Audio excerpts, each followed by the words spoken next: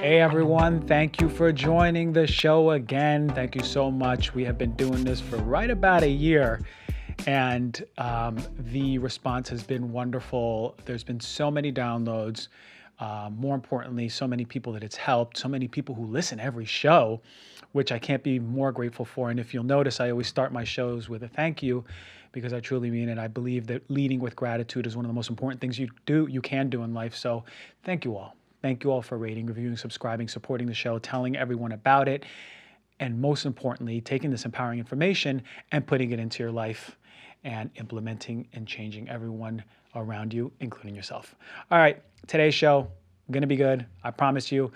Lots of information about sound healing because it is healing, and music because who doesn't love music, right? I want to talk about the medical benefits of it. And then the guests, really good guests. They have one of the top trending books in the world right now, and it's about diabetes.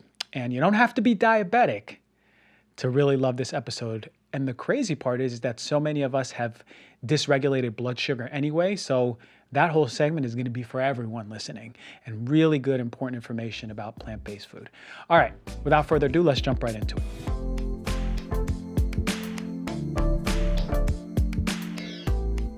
I've been looking forward to this episode for so long because music is very important to me. I listen to music from the moment I wake up to the moment I go to sleep.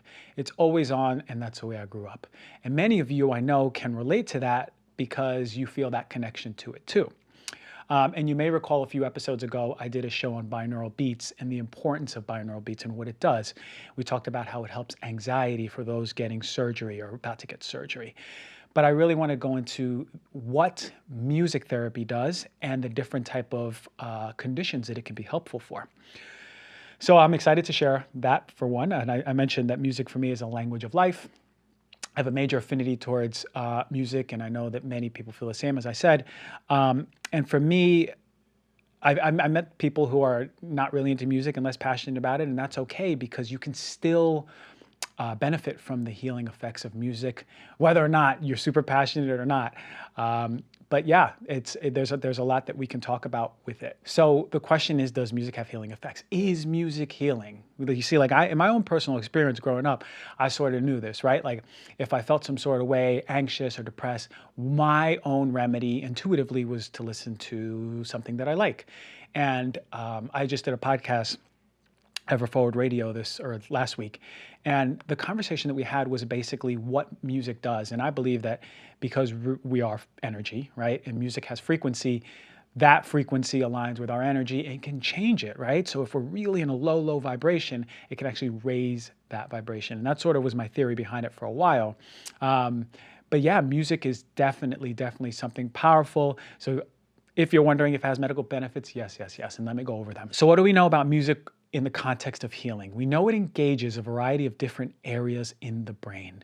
These areas are involved in emotion, motivation, cognition, and motor function.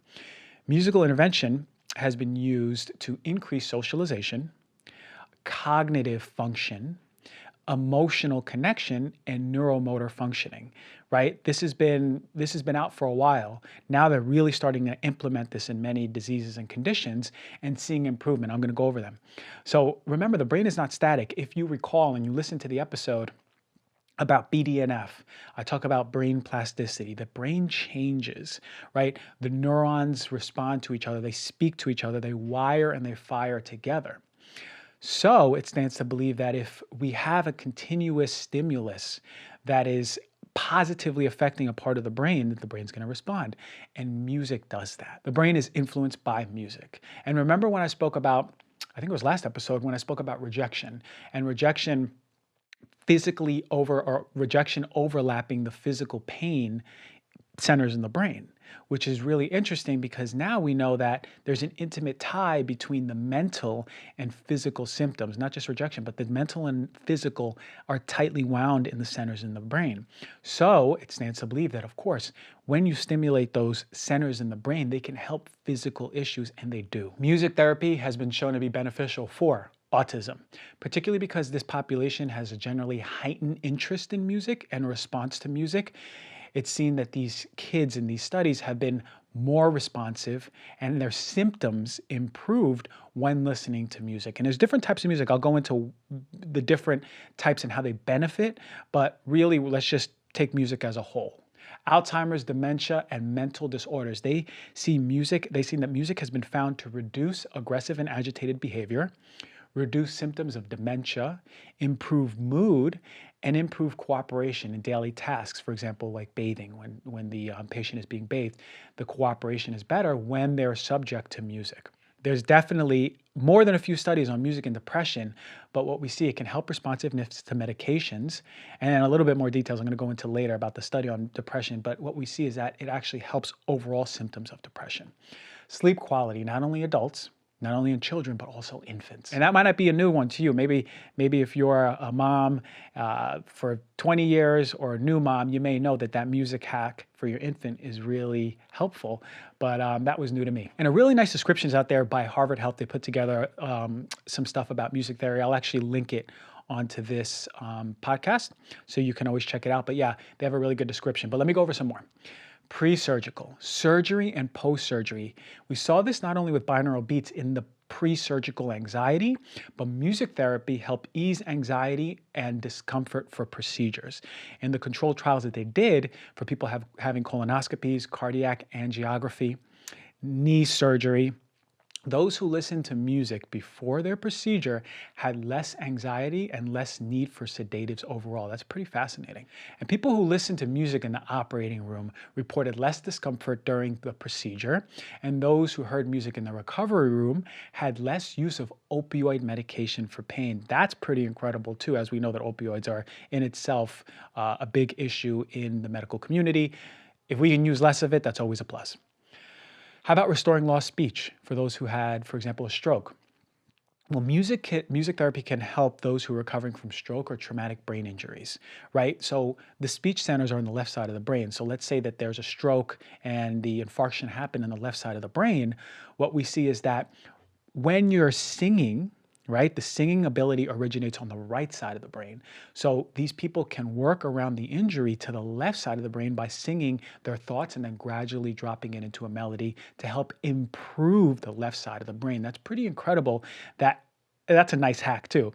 Utilizing one side of the brain to help the other side of the brain just with music. Cancer, and you know this is my field, and I've actually read about this when I was in my residency, but yeah, reducing side effects of cancer therapy. And we know that the majority, I actually haven't seen one chemotherapy or even immunotherapy that hasn't had at least a little bit of side effects. For the most part, it's not a little, it's moderate to severe side effects. So we know if music can help reduce those side effects, something that has no side effects in itself, is cheap and is gentle, that's a big intervention that every hospital should be making. Listening to music reduces anxiety associated with chemotherapy and radiation. It can also quell nausea and vomiting, which is huge for chemotherapy. I know many patients in my career, personally, who have become so nauseous from chemotherapy. It is one of the number one symptoms, along with fatigue and hair loss. So yeah, if you know anyone with cancer and you know nausea is a big issue, in my experience, it's a big issue. So again, music therapy coming in, you mean to tell me that it can reduce nausea and vomiting for patients receiving chemotherapy? That's huge. Everyone in a hospital who has cancer should have headphones on. How about pain? It aids in the intense short-term pain to those with chronic pain from arthritis. Because what happens is music, when it stimulates a certain part of the brain, decreases perception of pain.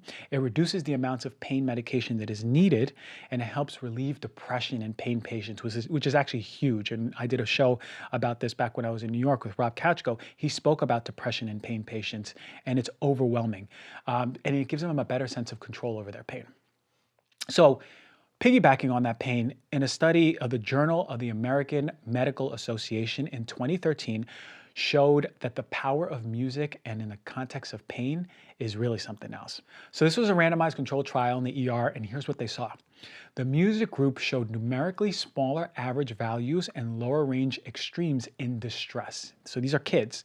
Lower amounts of distress, but even more significant was their overall pain scores, right? The intervention group had clinically significantly better pain scores versus the children who did not receive music, which is pretty incredible that a child can just listen to some music and it can relieve their pain scores. How many kids are going to respond better when they have their headphones in the waiting room?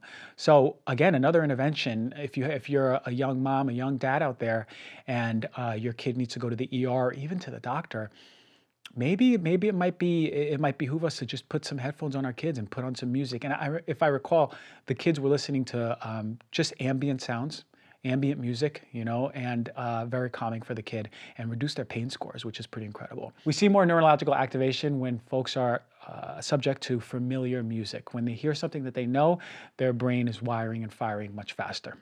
Now, personal preference doesn't play a role in the effect of music therapy, right? But also, there's an interesting part is that the different types of music activate different parts of the brain, which is pretty interesting in itself, right? So not all music is created equal in the way that it stimulates our brain. Happy music without lyrics versus happy music with lyrics stimulate different areas of the brain, such that happy music without lyrics evokes stronger emotion than happy music with lyrics. So for me, if I'm listening to like ukulele and like Hawaiian sounds, that's saying that it's going to evoke stronger emotion than if I was listening to ukulele and Hawaiian sounds with a guy from Hawaii singing over it. There's another really good study that I want to talk about. Back in 2011, in the World Journal of Psychiatry, what we saw was an analysis of 25 controlled trials. And if you listen to the show, you'll always remember me saying these controlled trials are really a really high standard. That's what we want. We want a control and an intervention so we can properly assess the results. So 25 controlled trials they looked over, and this was all on music therapy and neurological disease.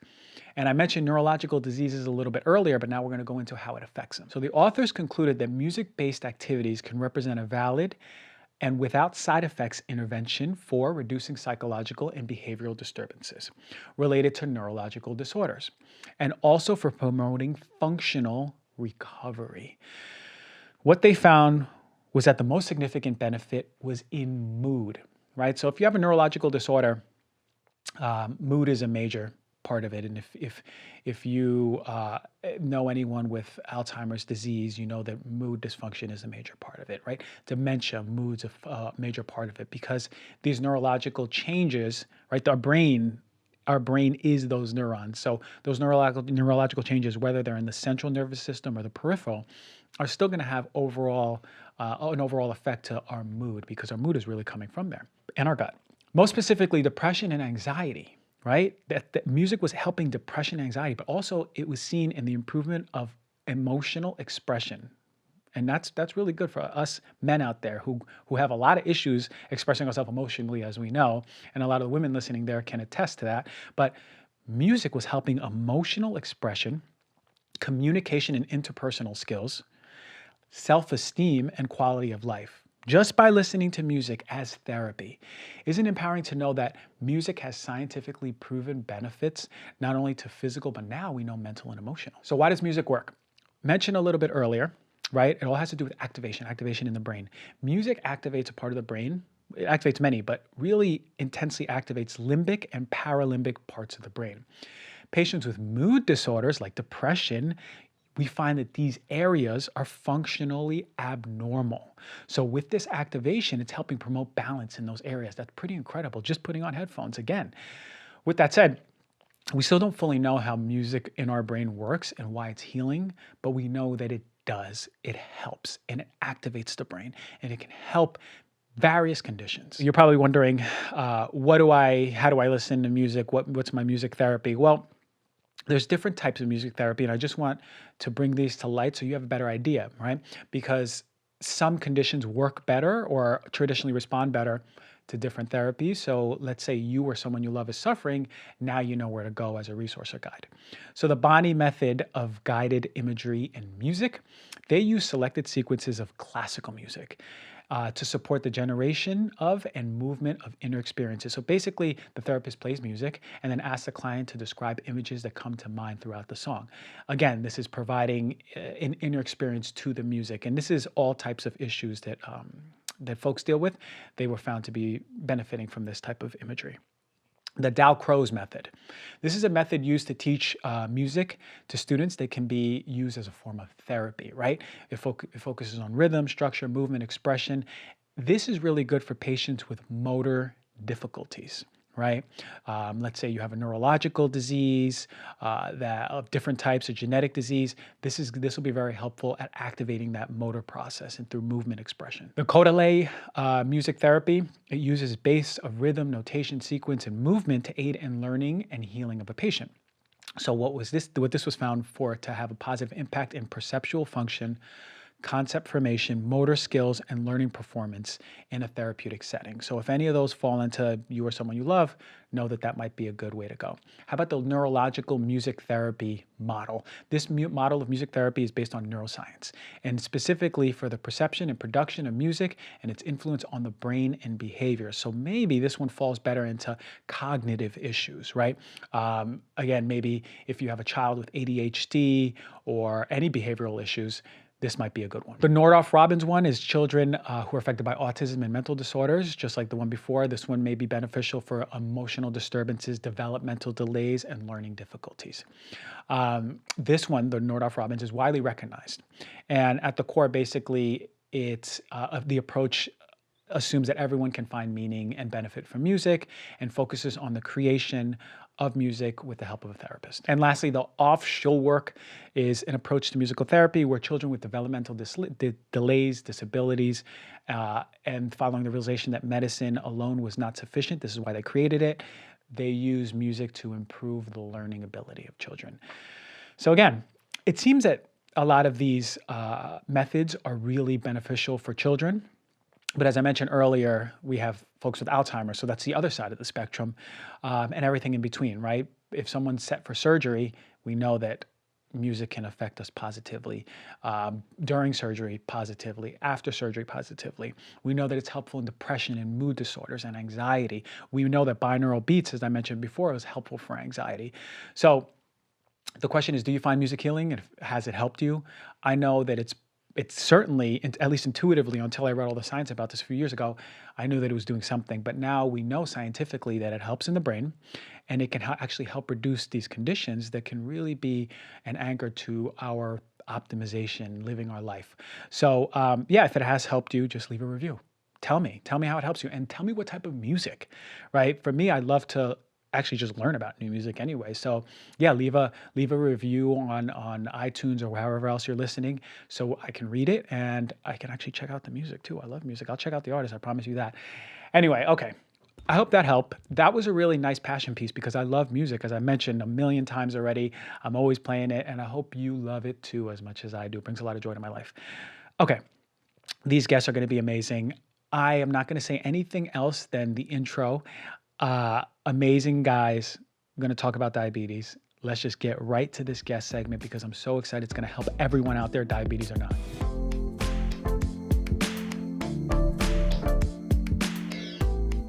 All right, everyone. Today's special guests are two friends of mine, and I'm so excited to have them on because they just released a book called Mastering Diabetes, and it's a revolutionary book, and I'll tell you why. They push the status quo. That's why I love these type of guests on here.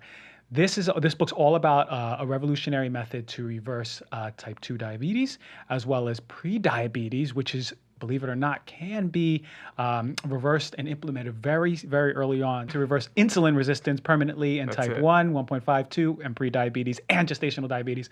So without further ado, let's get Cyrus and Robby on here. What's up, guys? Hey, thanks for having us here today. Yeah? Super cool to be here. Good intro? It was a great intro. Yeah? I'm excited.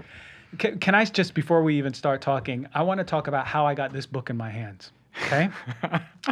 I'm over here, it's like 6 o'clock at night, and I have my windows open, and I'm answering some emails, and I hear someone yelping outside of my fence, and I see a little light on a biker's helmet, and he goes, "It's Robby." I go, "Oh shoot!" So I run out there, I open it. Robby, he goes, "Here, I'm hand delivering a book." He biked to my house and hand delivered this book. That has to be the most unique delivery of anything I've ever had. Yep. It's called dedication. That's called dedication. So you guys, and that's just a microcosm because you both are so invested in spreading this message of mastering diabetes, right? And it is a method that not a lot of conventional conversations are going around. So that's why we need to hear about what you all are about, right? So maybe some background, and then let's just jump right into what's in here. You're right. So Robby and I both have type 1 diabetes. He was diagnosed in 2000. I was diagnosed in 2002. So we have a combined total of, 36 plus years living with type 1 diabetes.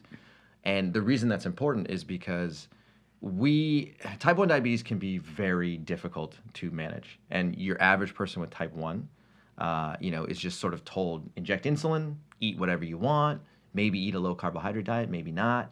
And don't worry, you'll figure it out. You'll figure it out, right? And it can become really confusing because trying to manage your blood glucose can become very challenging because there's so many variables that affect it. What you eat, how much you eat, what's the macronutrient distribution, what about when you exercise, what about when you're stressed, what about if you fast? So it can become very complex. So point being is that, I went to school. So I was diagnosed with type 1 diabetes in the year 2002.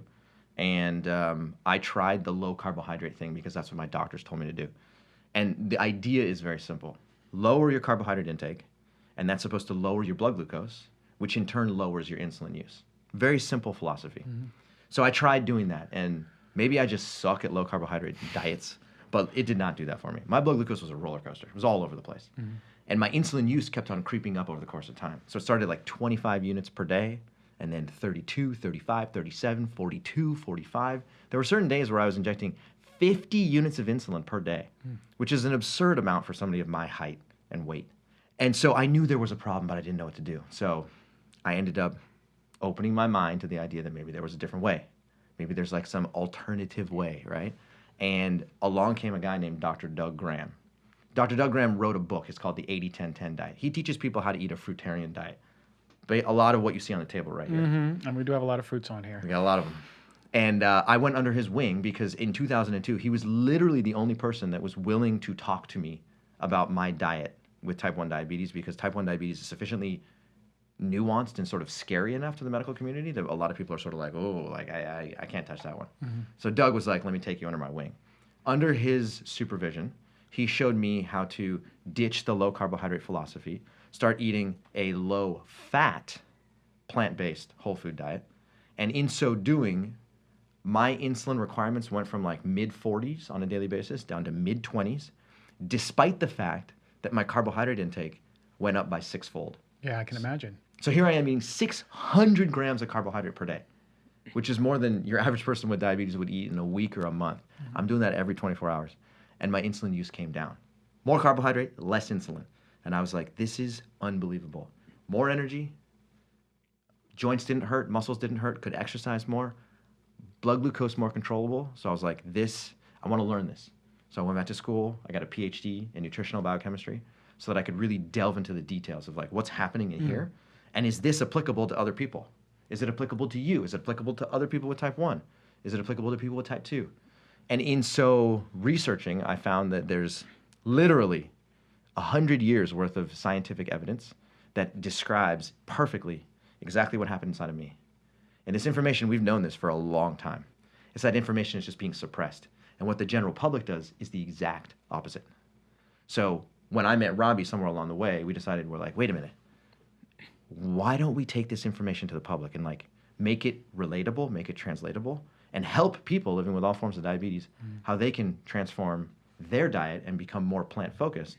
And by doing so, they're going to get tremendous benefits. And that's how Mastering Diabetes was born. That's pretty incredible. Robby, was that the same idea with you? Very similar story. In being diagnosed with type 1 diabetes, you are told, just eat a standard American diet. Just live like your friends. We want you to be normal. So I was living in Minnesota at the time. I went to the Mayo Clinic, got the best medical care, have an endocrinologist, a nutritionist, a therapist, the whole thing. Nobody ever said anything about what's in this book. Nobody said anything about reversing insulin resistance. Nobody said anything about reducing your long-term chronic disease risk. So I follow that, okay? I try many different diets over the years.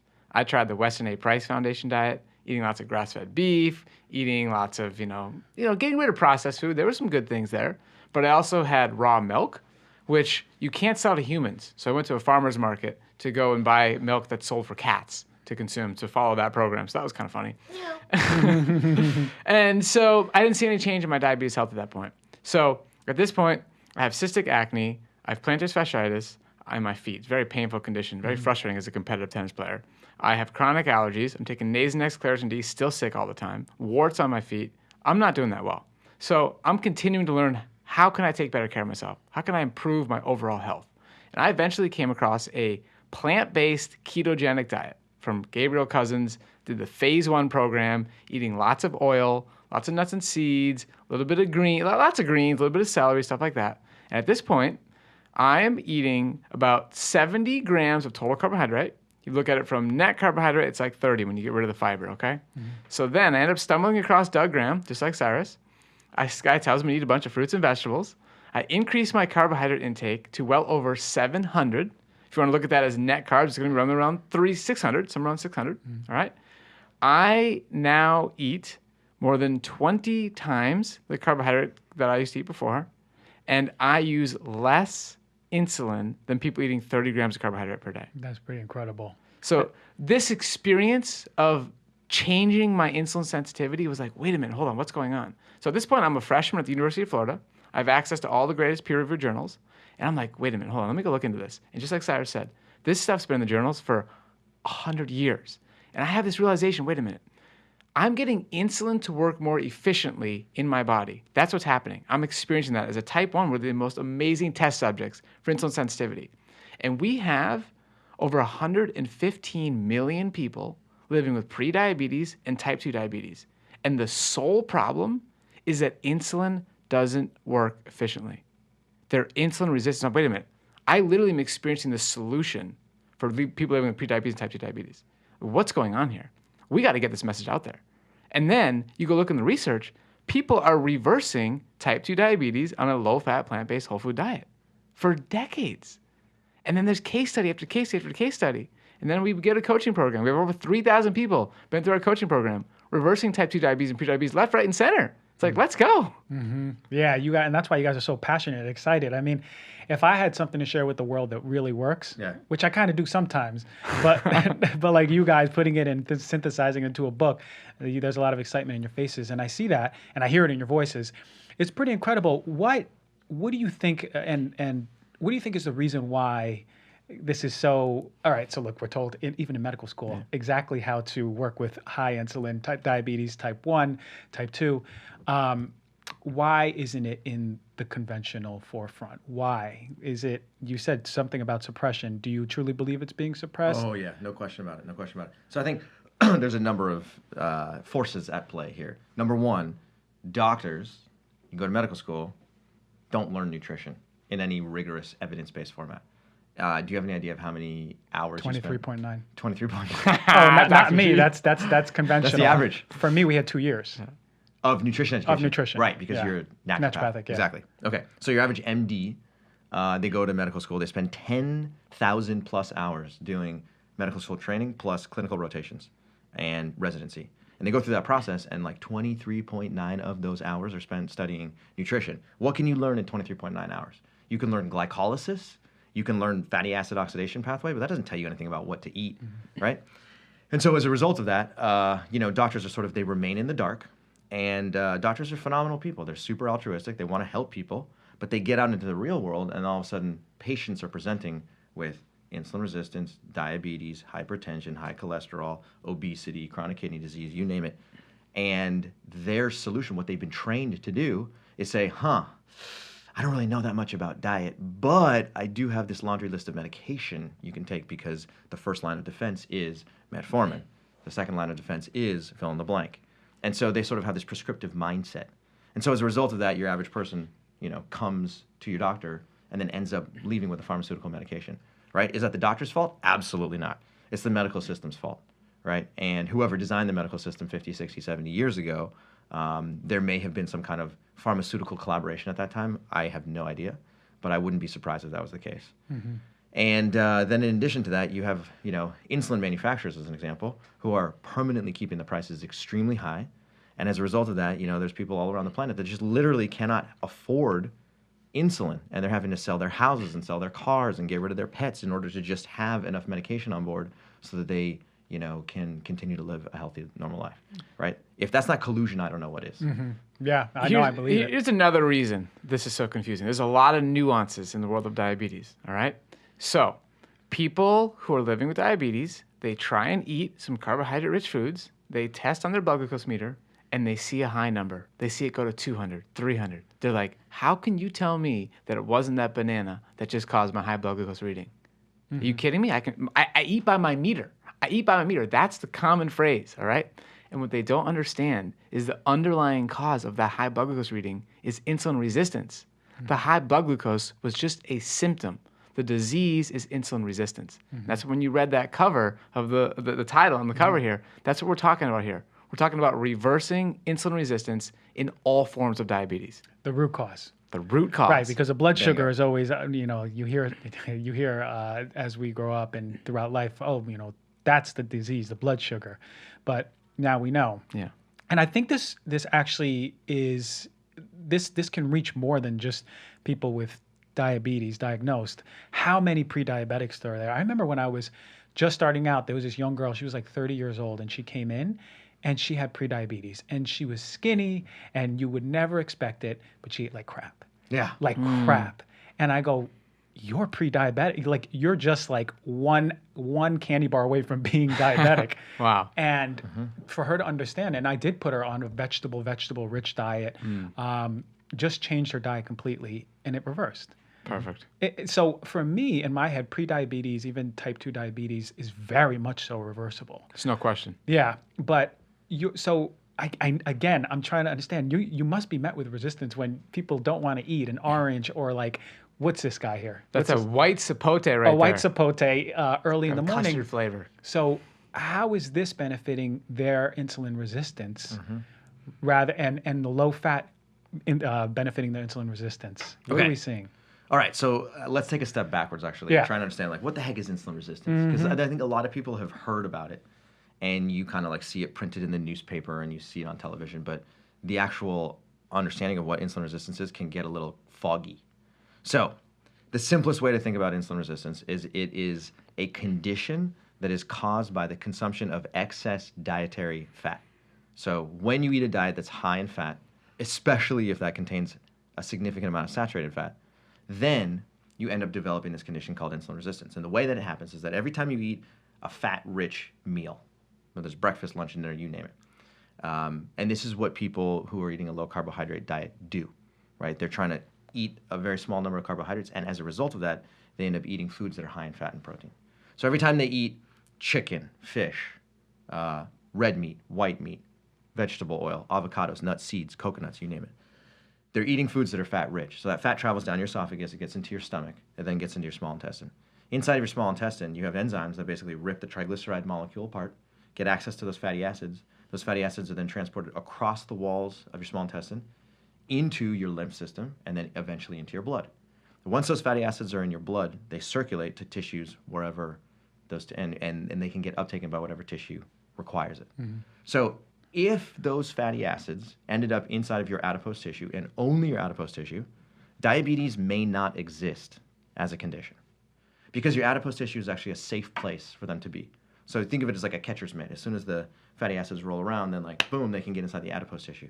The adipose tissue is mechanically and enzymatically designed, as you know this, to be able to uptake fatty acids, store them for long periods of time, and then release them when the time is right. The problem is that some of those fatty acids get inside of your adipose tissue, no problem. But then some of those fatty acids end up spilling over into your liver and spilling over into your muscle. And that's okay as long as the total fatty acid amount is small. Now, if you're eating a fat-rich breakfast, or I should say a carbohydrate-poor breakfast, and then you do the same thing for lunch, and then you do the same thing for dinner, then you repeat that tomorrow, and the next day, and the next week, and the next month. Over the course of time, you end up consuming a significant quantity of fat in your diet. And as a result of that, the amount of fatty acids that go inside of your liver and muscle starts to accumulate. You get to a certain point where the physiologically normal amount of fatty acids that those tissues are designed to store is exceeded. And then at that point, these tissues now go into a state of self-preservation because they're saying, there's so much fatty acid here inside of me, I don't want this stuff anymore. Okay, I'm being forced to uptake and store more than I want. So what they do is they institute insulin resistance.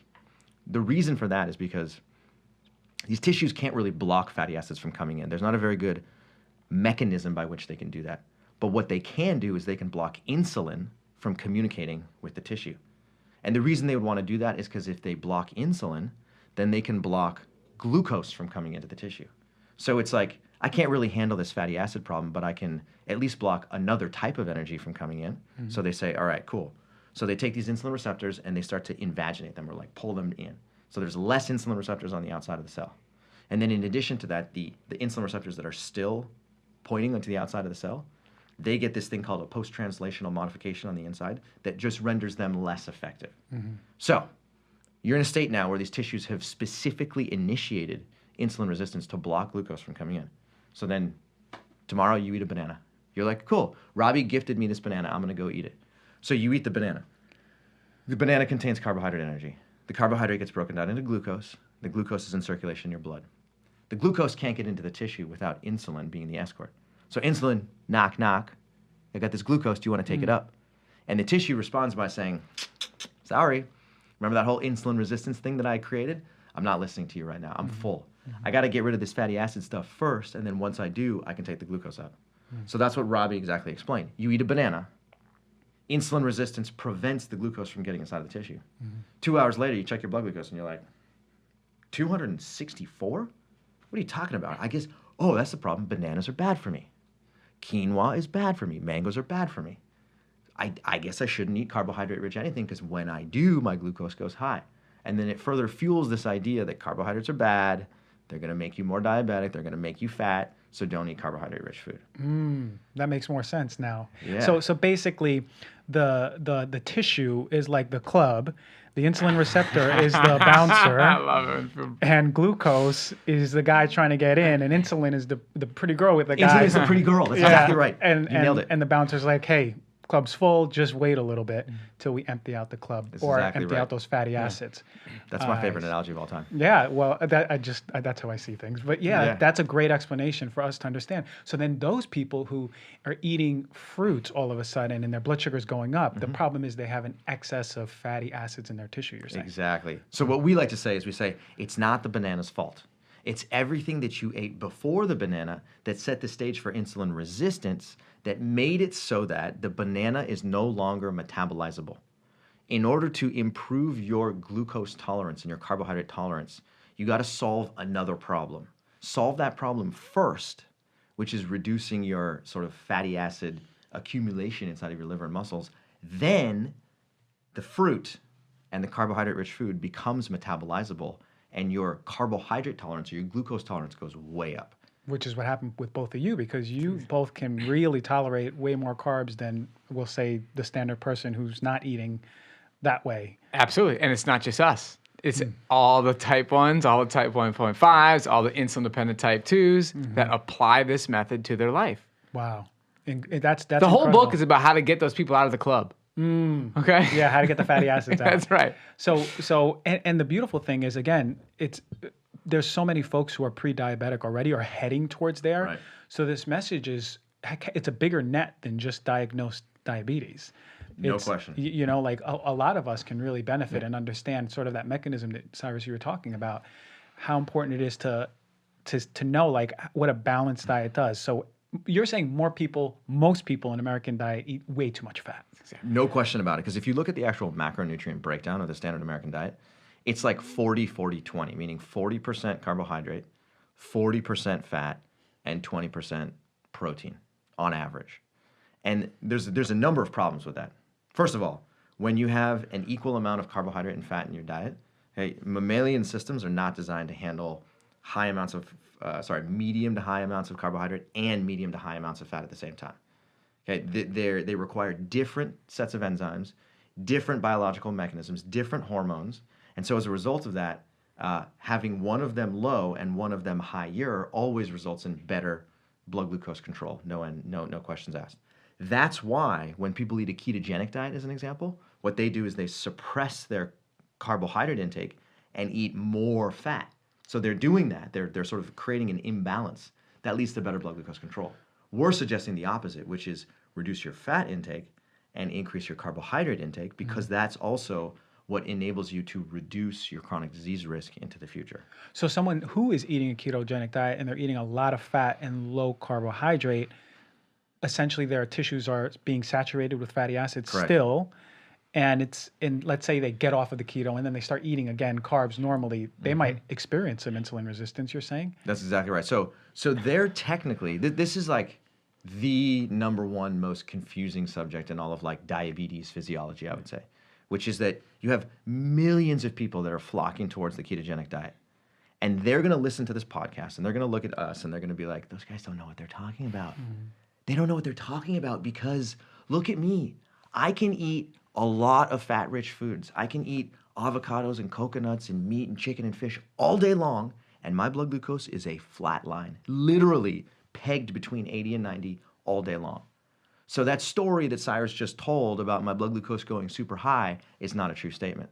And the reason that that is actually a true statement is because what people in the ketogenic world do is they eat a very high fat diet, usually 70 to 80% of total calories, but they don't eat these foods at all. They're not eating any fruit. I mean, they're eating some berries, but they're not eating quinoa, they're not eating potatoes, they're not eating squash, corn, whole grains, you name it. So they're playing the carbohydrate avoidance game. And when you play the carbohydrate avoidance game, your blood glucose is very controllable. But just like you said, they're living with an underlying condition of insulin resistance because those tissues are now saturated with saturated fatty acids. They just never test out whether their liver or muscle is capable of handling carbohydrate because they don't eat the carbohydrate-rich food. Yeah, it'd be interesting to track that as they start incorporating more carbohydrates for the first like 2 months or trying to bring it back up because of that saturation going on, which is an incredible, I mean, we didn't learn that in medical school, I'll tell you that much. No, of course not. Of course Yeah, but Robby, in your experience, do you see people, have you ever seen someone who, or maybe some of your clients who work keto and then they're sort of like switching into this?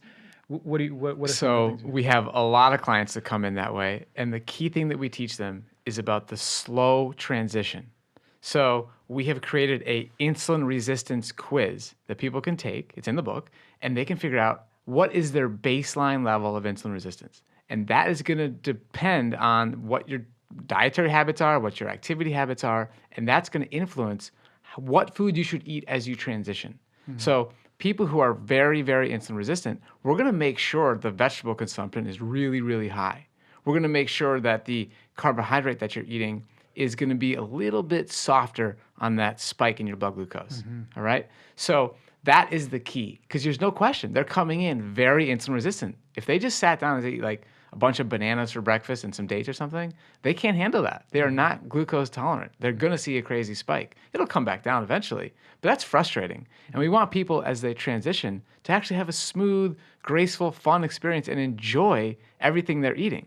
So that's what it really comes down to, is when they have the knowledge and understand what's going on, you can sort of like take a step back. Okay, wait a minute. If my blood glucose is a little bit high, I know why. I'm not blaming the fruit as the problem. I'm not blaming carbohydrates. I understand I've just eaten myself into a state of insulin resistance, and I'm going to eat my way out of it. Yeah. So how long then do you estimate it takes to desaturate yourself of those fatty acids in the tissue? It's a great question. And just like Robby was saying, it depends on a number of factors. Depends on how long you've been living with diabetes for. How long have you been eating a insulin-resistant inducing diet? How active are you? It's a big difference. The people that are the most active can get over insulin resistance the quickest. How overweight are you? Are you 5 pounds overweight or are you 75 pounds overweight? That matters. And another thing is also how many, like if you're eating an excess quantity of total calories to begin with, then that's going to actually cause a serious metabolic problem. So worst case scenario, somebody comes to us, they've been eating a ketogenic diet, they take the insulin resistance quiz, they score very high.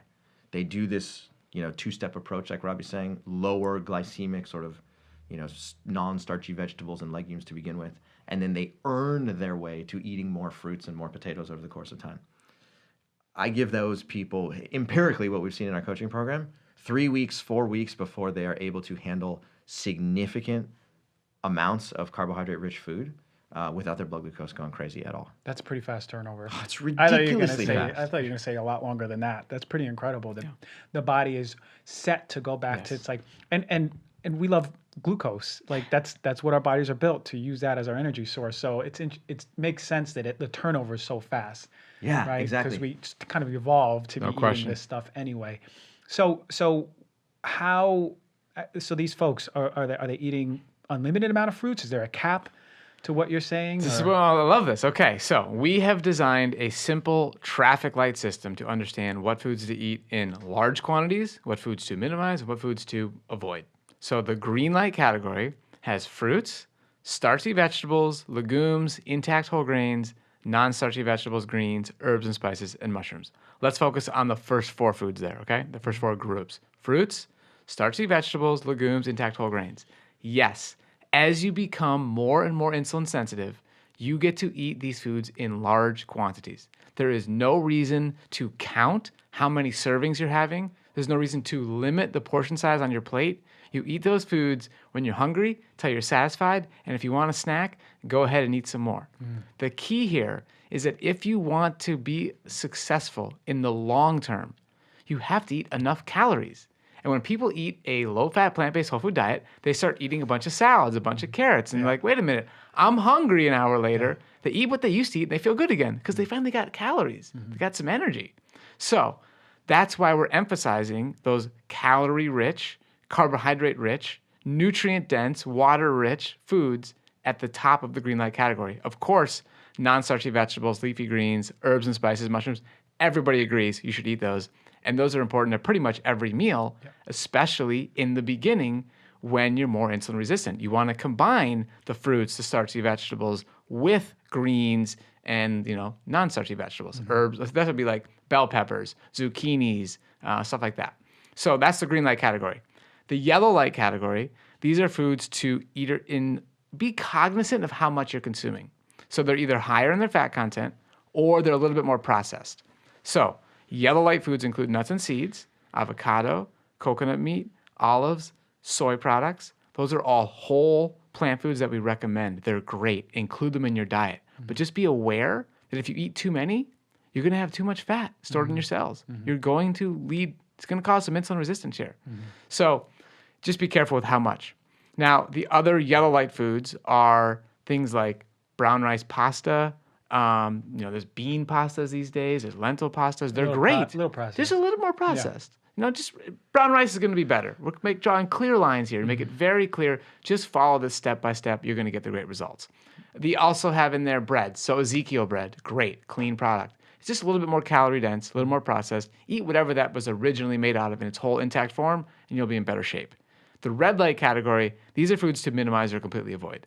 That's going to be animal products. Red meat, white meat, we have eggs in there, dairy, all kinds of oils are going to be included, and processed vegan foods. Those foods are high in fat, lots of additives. It's not going to help you reverse insulin resistance. So the more green light foods you eat, the better. It's not about being perfect. It's about eating more and more of the green light foods in alignment with whatever goal you're trying to achieve.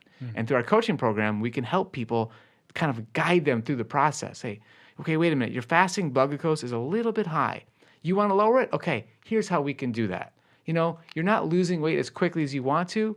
Here's a few tweaks we can make. And just getting more and more green light foods in your diet, you can achieve those goals. That's amazing. And I'm sure you guys have reversed a lot with a lot of clients. And again, I hear how proud you guys both are in your voice.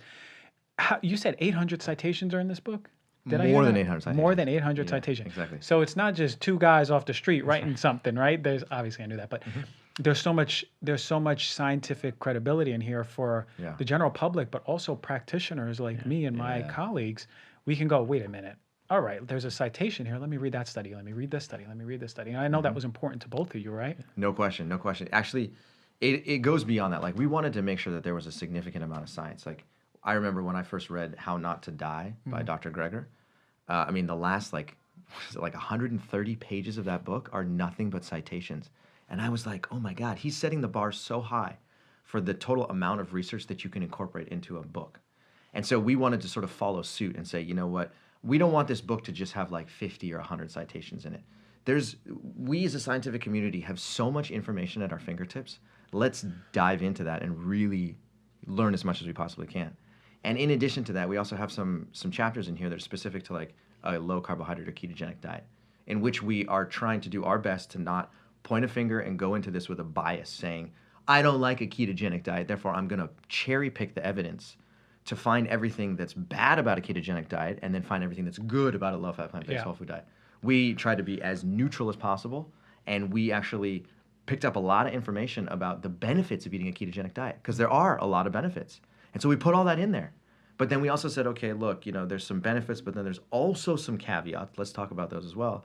Point being is we were just trying to be as objective as possible rather than coming into this with like a preconceived bias and then only arguing from that perspective. Yeah, that's really important for people who, one, have never heard of this, critics, people who want to learn more, for people to be like, okay, well, this is a little radical for me, but let me go into it. Oh, then you mentioned cherry picking. Like, it's kind of easy. So I can write a book tomorrow about red wine being wonderful, and find 20 studies, and then I could find 1,000 other studies that say alcohol causes this type of cancer.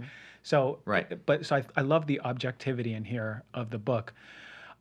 So I know you've done a lot of media with this book. I mean, I saw you guys on The Doctors. You've been everywhere. So, what's the plan for this? Are you doing anything? Any other events? What's going on now? The plan for this book is to get it in the hands of as many people as possible. On a bike.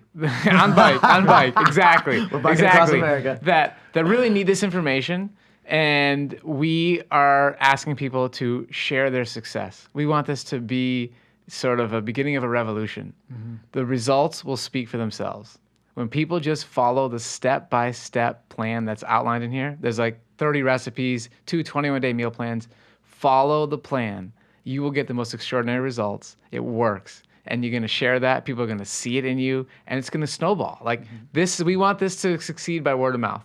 Yeah. That's the plan. Yeah, and the most magical things do, right? Like when 100%. When things start shifting, it's always like, hey man, you got to try this. Yeah, totally. Yeah, and you believe that can unfold that way. Yeah, because we've already seen it, right? People that come into our coaching program, they come in skeptical a lot of the time. They're sort of like, well, nothing else has worked. I guess I'll give this thing a try, and then I'll find the next thing that doesn't work.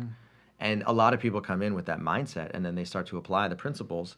And I'm not even joking. Within 24 to 48 hours, they start looking at their blood glucose meter, and they're like, whoa. My glucose went down?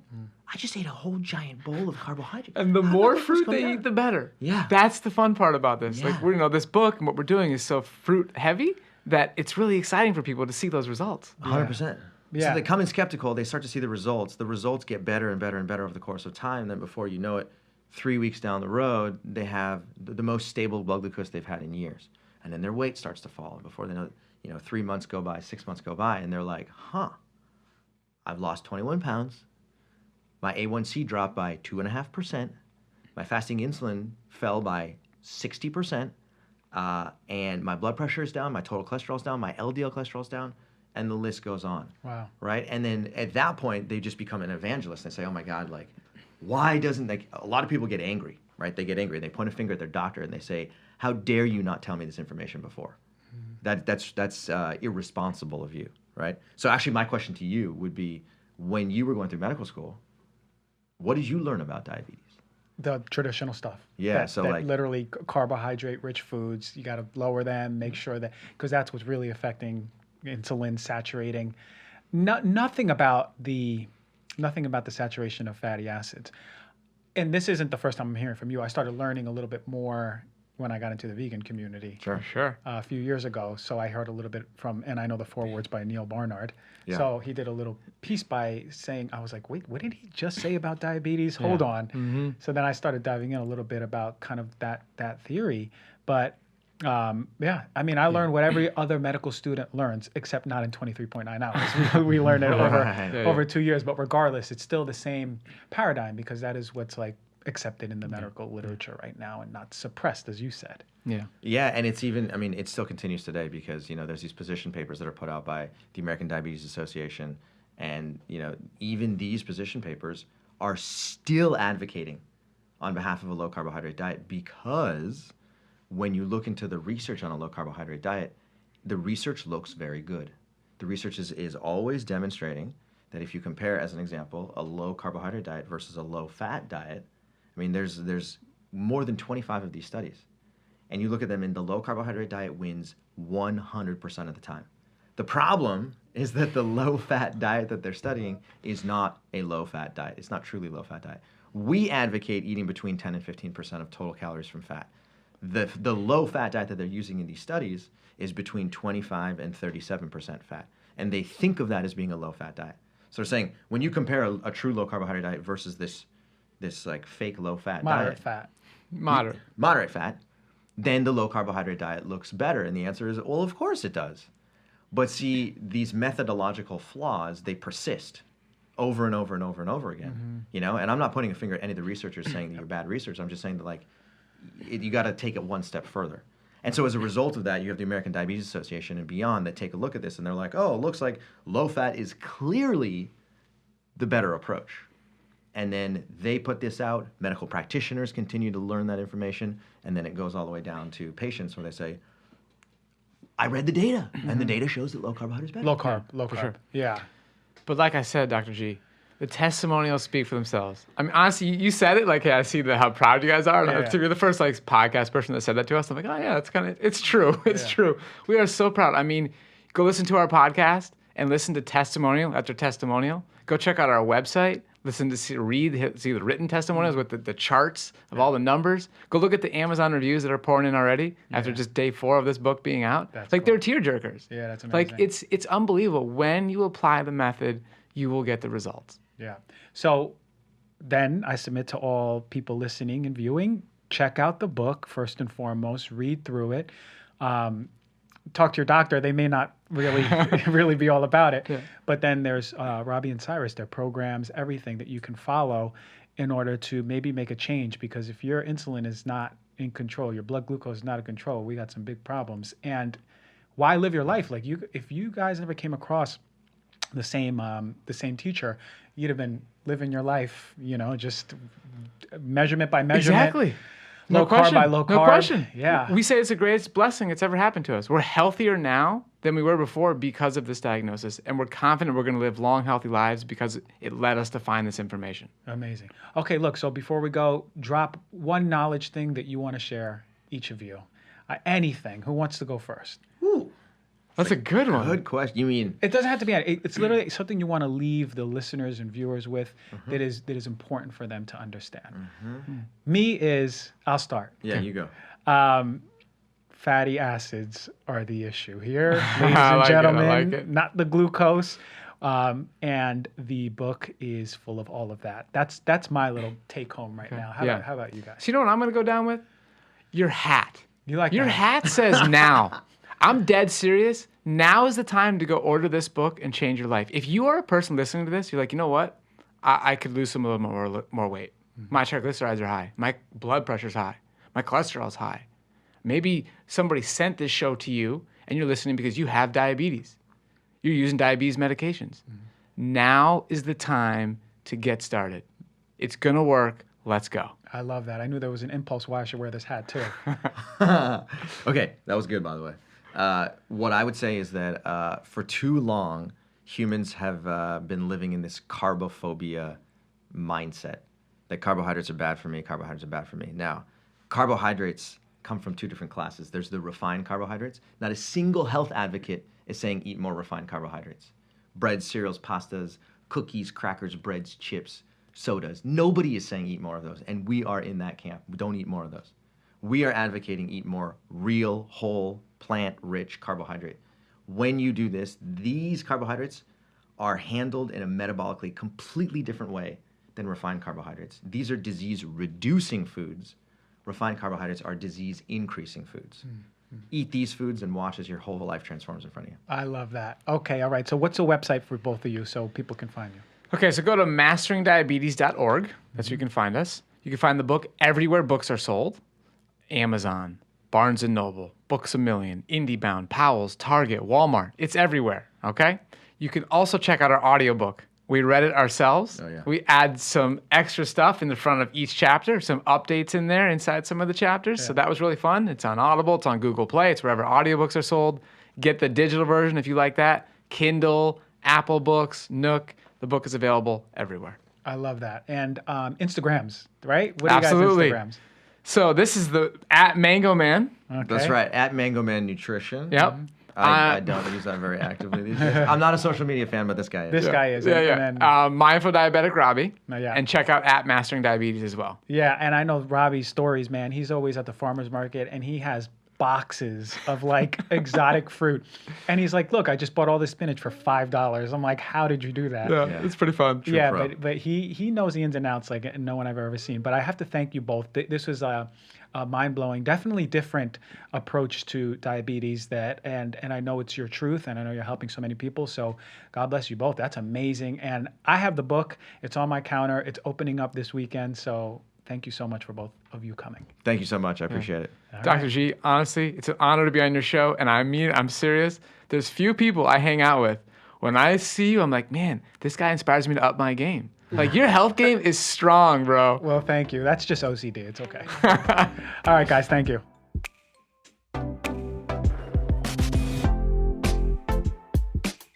What a segment that was. These guys are incredible. I told you. And if you notice, you can hear the excitement in their voice. You can hear how much they want to help people. And that's powerful. And that's the type of people I want to bring on this show. People who are living their truth and helping others. That's the conscious community that we are bringing in here. I really hope that helped you all. Certainly, if you have a loved one with diabetes, this might be something to explore 1000%. But even if you don't have diabetes, just understanding these mechanisms, very powerful. All right, next week, an amazing show. I already have it listed out. I can't wait. Really awesome product review coming for you. It's going to be one of the most amazing ones yet. And yeah, thank you for coming. I really appreciate you all. Have a great week. Much love. Dr. G loves you.